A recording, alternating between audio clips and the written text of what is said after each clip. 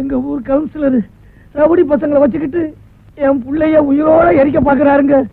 நியாயம் கேட்டா எட்டி உழைக்கிறாரு. நீங்க தான் காப்பாத்தனியா, நீங்க தான் காப்பாத்தணும். ஐயோ, நேரங்காலம் தெரியாம காலில் வந்து விழுந்துகிட்டு ஸ்டேஷனுக்கு போய் கம்ப்ளைண்ட் குடியா. கைச்சட்டக்காரனுக்குலாம் நல்லது கெட்டது கிடையாதா? ஐயா, உங்க வீட்டுல தாராளமா நல்ல, ஆனா என் வீட்டுல கெட்ட காரியம் நடக்க வேண்டாங்க. ஐயா, நீங்க மட்டும் வரலன்னா என் பிள்ளைய உயிரோட பார்க்க முடியாது. ஐயா, நீங்க தான் காப்பாத்தணும். பொன்னுசாமி, நீ ஊர்வலத்தை நடத்திட்டு போ. நான் போய் என்ன ஏதுன்னு பார்த்துட்டு வந்துடுறேன். சரி வாயா. நமக்குத்தான் பொண்டாட்டிங்களும் சரியில்லை, பிள்ளைங்களும் சரியில்லைன்னா ஊர்ல எல்லாருக்கும் அப்படித்தான் போல் இருக்கு. அது சரி, யார் தலையெடுத்து யார் மாத்த முடியும்? நீங்க ஏன் சும்மா நிக்கிறீங்க? பாத்துக்கியா பிரியாணி போடுவாங்க, பெரிய பிரியாணியா போடுவாங்க. ஆமா, நீ முதல்ல சொல்லு, மாப்பிள்ள வீட்டுக்காரனா பொண்ணு வீட்டுக்காரனா?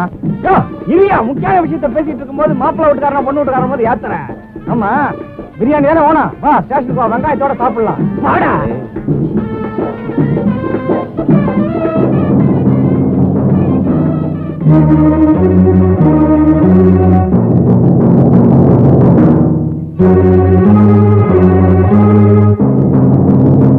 இன்னும் பாத்துட்டு இருக்கீங்க? கொடுத்துக்கையா.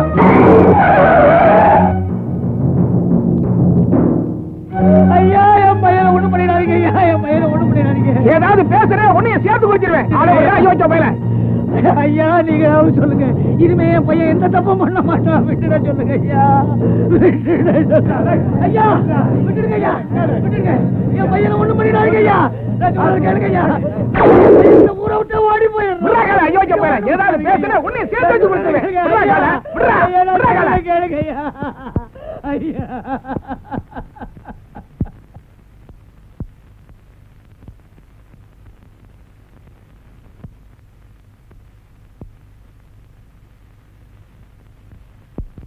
ஒருத்தனை உயிரோட கொடுத்துறத ஜனங்க வேணா வேடிக்கை பார்க்கலாம், ஆனா போலீஸ்காரங்க வேடிக்கை பார்க்க முடியாது. ஒருத்தர் வேணா உள்ள முடிச்சு போடலாம், ஆனா ஒரு ஊரையே உள்ள போட முடியாது. ஏன்னா ஊர் பஞ்சாயத்து எடுத்த முடிவு. பஞ்சாயத்துல எடுத்த முடிவா? என்னையா சொல்ற? ஆமாங்க, இவர் எங்க ஊர் கவுன்சிலர். இவர் பொண்ண ஒரு திருட்டு போய் எடுத்துட்டோம்னா அதை நாங்க வேடிக்கை பார்க்கணுங்கிறீங்களா? திருட்டுத்தனமா தாலி கட்ட போறவனை தகராறு பண்ணி புடிச்சிட்டு வந்திருக்கிறோம். அவனை இதே இடத்துல ஐயா கையால நெருப்பு வச்சு கொடுத்துடணும் ஆசைப்படுறோம். இதுதாங்க எங்க தீர்ப்பு. ஐயா, என் பிள்ளையும் இவர் பொண்ணும் ஓடி போறது வாசம் தாங்க. சட்டப்படி கோயில்ல கல்யாணம் பண்ணிக்க நினைச்சதும் வாசம் தாங்க. ஆசைப்பட்ட ரெண்டு பேரையும் வாழ வைக்கணும்னு நான் நினைக்கிறேன்.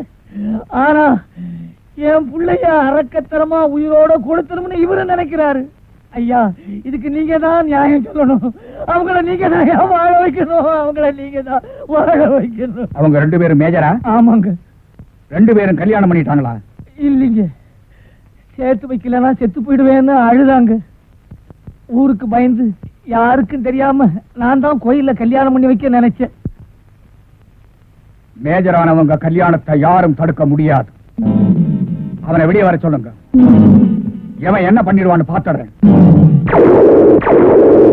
101 கதவை திறந்து பையனை வெளியே கொண்ட.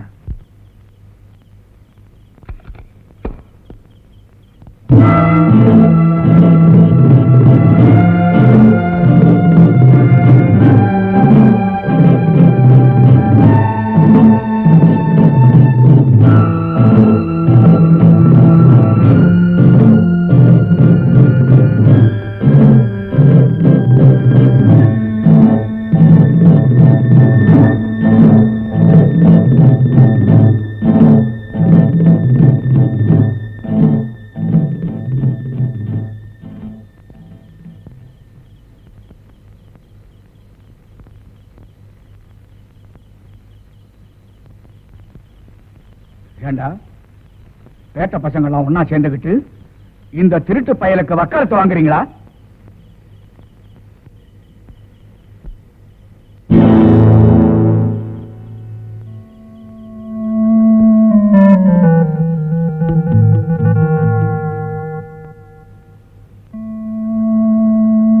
என்ன சார் பாக்குறீங்க? உங்க பிடிவாத குணத்தை மாத்தணுன்றதுக்காகத்தான் நாங்க எல்லாரும் சேர்ந்து இப்படி ஒரு நாடகத்தை நடத்தணும்.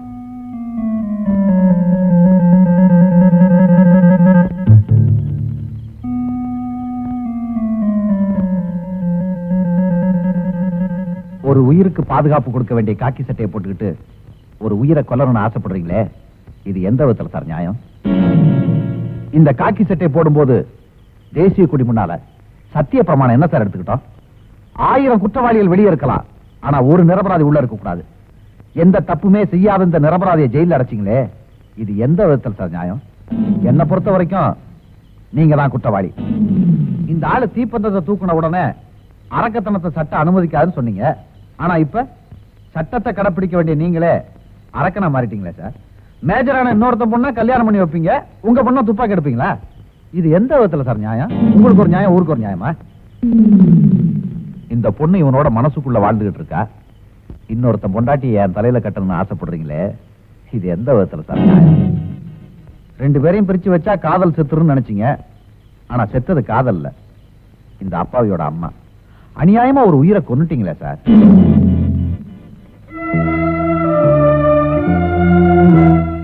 லவ் இஸ் காட்னு சொல்லுவாங்க.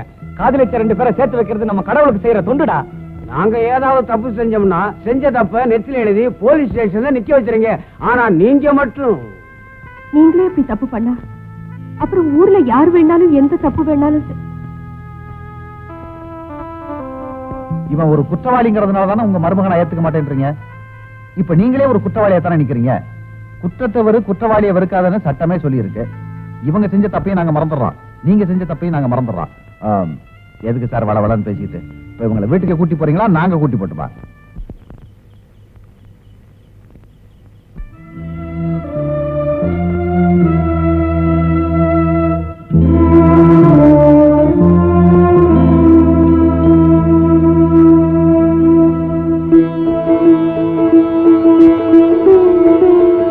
பையன் தான் உருப்படாம போயிட்டான்.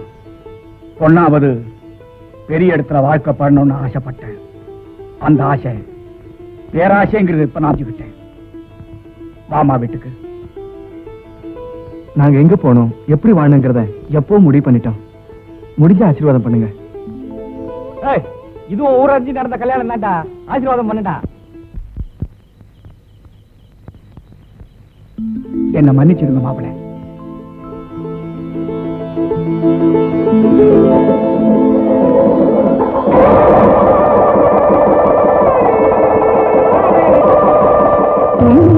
கைகுலுங்கும் மலையில் சத்தம் கீர்த்தனம் போலே அதை மெத்தமைத்து பாடிடவா மெத்தையின் மேலே.